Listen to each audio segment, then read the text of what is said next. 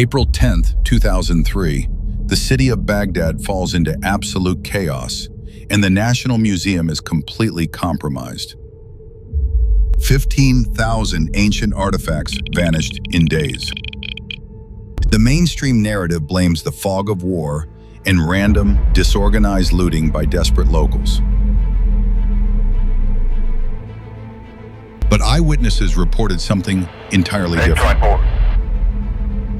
They saw coordinated groups using two-way radios, bypassing standard exhibits, and heading to highly specific, targeted halls. They didn't take the statues. They didn't take the jewels. They targeted the oldest written records of humanity. They took the Sumerian cuneiform tablets. Not tax receipts, over 6,000 years old. They contain the original accounts of the creation of the world, the true descriptions of the gods, and the terrifying origins of man. Most of these texts existed in a single, irreplaceable copy. Because the 2003 heist wasn't a robbery. It was a targeted black ops extraction. A deliberate erasure of the anomaly that threatens the narrative. They were trying to hide the exact timeline of the Anunnaki, but they missed the most important piece of evidence. A piece of evidence that breaks the boundaries of human biology. A document containing mathematical impossibilities that nobody can explain. The Sumerian King List. Sitting quietly in the Ashmolean Museum in Oxford since 1922 is the Weld-Blundell Prism. Mainstream historians call it the Sumerian King List. The very first king on the list, Alulim, is recorded as ruling for an impossible 28,800 years. 8 pre-flood kings ruled for 241,000 years. The standard academic answer you'll find in every textbook is that these numbers are merely symbolic or mythological. But symbolism is not random, and these numbers are not approximations. In GPK-based 60 mathematics, the same Sumerian system that gave us 60 seconds per minute. A sacred unit called a sar equaled exactly 3,600. Every pre-flood rain is a precise multiple. 28,800, 8 sars. 36,000, 10 sars. The entire era totals exactly 67 sars. This wasn't an ancient scribe exaggerating. This was deliberate calculation, representing an era that operated completely differently. And then, the mathematical code abruptly stops. A massive civilization-ending event divides the timeline, the Great Flood.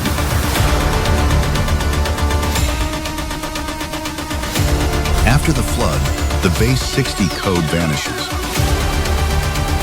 So what was this pre-flood era? And who were the beings capable of ruling for tens of thousands of years? They were the architects.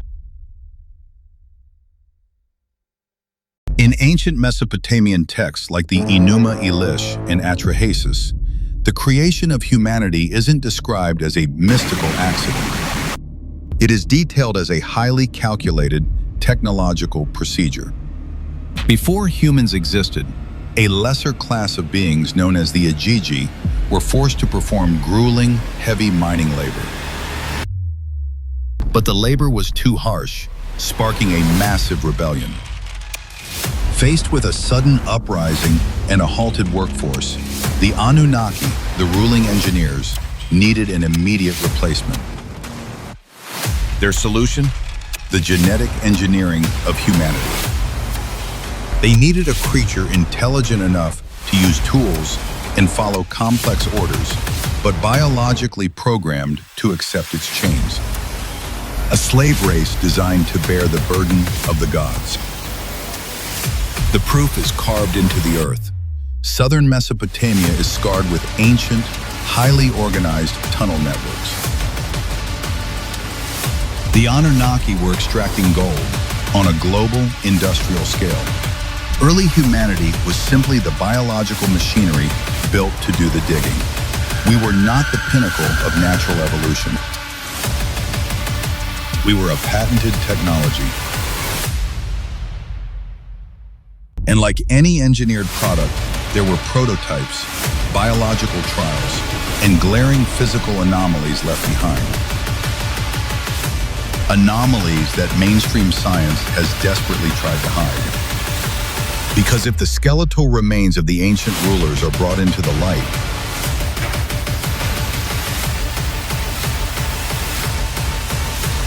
the human timeline permanently shatters. Archaeologist Leonard Woolley made a discovery that should have rewritten human history: the tomb of Queen Puabi. Her skeletal remains revealed a terrifying physical reality. Her skull was incredibly massive and distinctly elongated, proving a biology that was not entirely human. And she was not an isolated anomaly. In Egypt, Pharaoh Akhenaten and his family were depicted with the exact same elongated skulls. In South America, over 300 similar skulls have been unearthed. Mainstream academics desperately dismiss all of this as artificial cranial deformation, the cultural practice of tightly binding a human infant's head, invented simply to mimic their engineer gods. Here are the hard, mathematical facts. Head binding can change the shape of a skull, but it cannot alter the internal volume.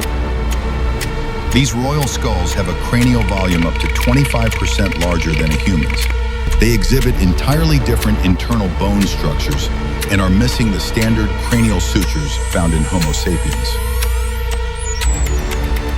DNA analysis revealed genetic deviations outside the human record. This is undeniable physical proof of a distinct ruling class operating with an entirely different biology. But the human workforce was multiplying too fast. Their activity and noise threatened the order of the engineers, leading the Anunnaki to initiate a terrifying executive protocol. It was time for a reset. The ancient texts reveal a dark truth. Humans multiplied too quickly, becoming an intolerable threat to the ruling class. Humanity was no longer a compliant tool. We had to be managed. The gods did not abandon us to a natural disaster.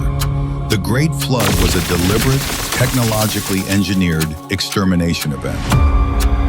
And on this channel, we deal in hard facts, not fiction. Geologists have found massive, undeniable layers of flood silt across Mesopotamia, dating exactly to this era. It was a targeted planetary reset. A biological cleanse designed to wipe out the uncontrollable slave race and start over. The base 60 reign of the gods ended. A fraction of humanity survived, left alone in the ruins of a destroyed world, their lifespans permanently downgraded. But the ancient texts contain a chilling final warning of the cycle. The architects of humanity operate in cycles. They left us to rebuild, to multiply, and to mine the earth once again. We are currently 5,000 years into the new timeline. Are we entirely sure they ever truly left? Or did they just change the way they manage the workforce? The reset is coming. Question the narrative. Guard the truth.